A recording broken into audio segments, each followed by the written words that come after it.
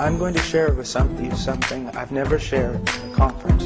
It's personal testimony. And it might cause many of you to be very disappointed in me and even not even hear anything I have to say.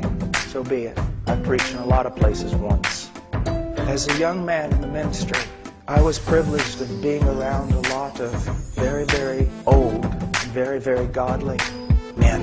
And they would talk to me. Now these were men of God, Baptist, very staunch, Reformed, some of them. People not given to enthusiasm or emotions or any other thing like that. Sound.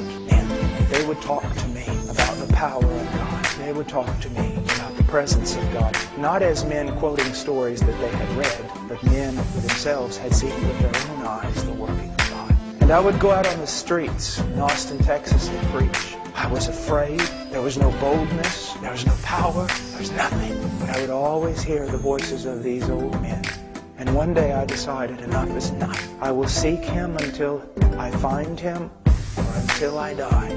I went into a closet and I said, I'll not leave this closet until I know God. 15 minutes later, I fell asleep. My roommates came home and found me in the closet. So I took an alarm clock with me. And please, I'm not saying this for any other reason except I feel like I'm supposed to. I took an alarm clock with me. Set it for every 15 minutes. I'd pray for maybe 5 or 10 minutes. Fall asleep.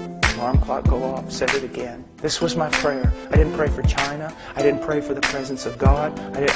In the sense of my ministry, I asked one thing. Lord, you said if I seek you, I'll find you. You said it, Lord, that you would reveal yourself to me. You would let yourself be found by me if I seek you. Night after night after night after night for months, 2 and 3 hours a night, simply sitting there like this, on my knees. Lord, it's been 4 months now. It's been 5 days now, and you still have not come.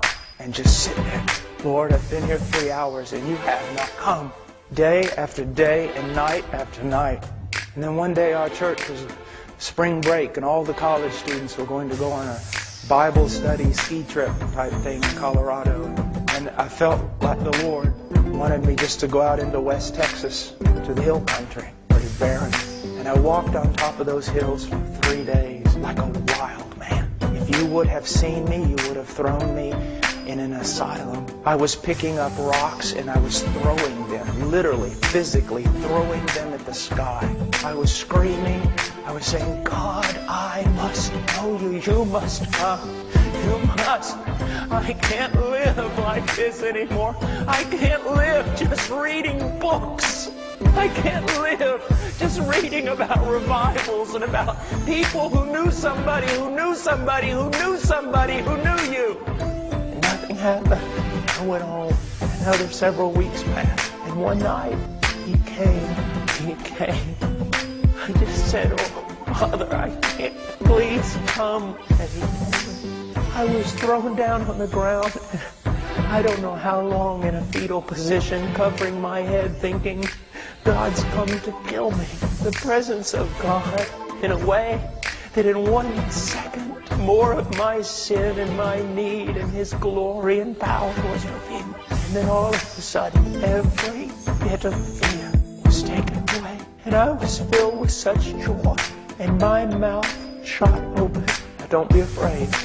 Verse after verse from Psalms, from everywhere else. Passages I had read just started coming forth. Praises unto Him, the Word of God.